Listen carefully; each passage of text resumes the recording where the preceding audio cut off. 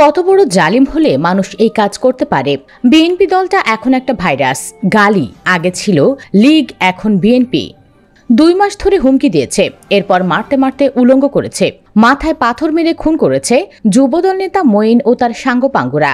But লাশ লুকায়নি, বরং হাত পা ধরে লাশ বাজারের মাঝখানে এসে রেখেছে। তারপর স্লোগান দিতে দিতে সেই উলঙ্গ লাশের উপরে উঠে নৃত্য করেছে, যাতে সবাই বলছে চাঁদা না দেওয়ার পরিমাণ কি হতে পারে।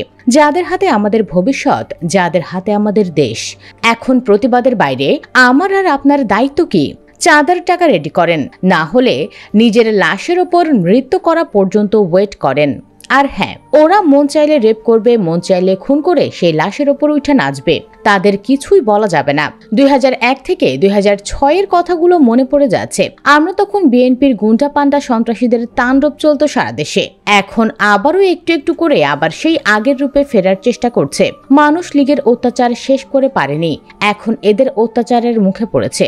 যাই হোক, একজন মানুষকে দিনের পর দিন হুমকি দিয়ে শেষে প্রকাশ্যে হত্যা করা লোকটার কি দোষ ছিল জানেন? চাঁদা দিতে অস্বীকৃতি জানিয়েছিল। এটা কোনো রাজনীতি নয়, এটা শির ইনহিউম্যানিটি। দ্রুত বিচার শুরু করা হোক, এমন নজির তৈরি করা হোক যাতে দ্বিতীয়বার এমন কেউ করার সুযোগ না পায়। প্রিয় ভিউয়ার্স, এবার আপনারাই এই খুনির কি বিচার চান? আমরা চাই জনতার সামনে প্রকাশ্যে ফাঁসি হোক। একমত হলে অবশ্যই ভিডিওর কমেন্ট বক্সে ইয়েস লিখুন। সেই সাথে লাইক দিয়ে শেয়ার করে দেশের সকল মানুষকে জানিয়ে দিন। ধন্যবাদ।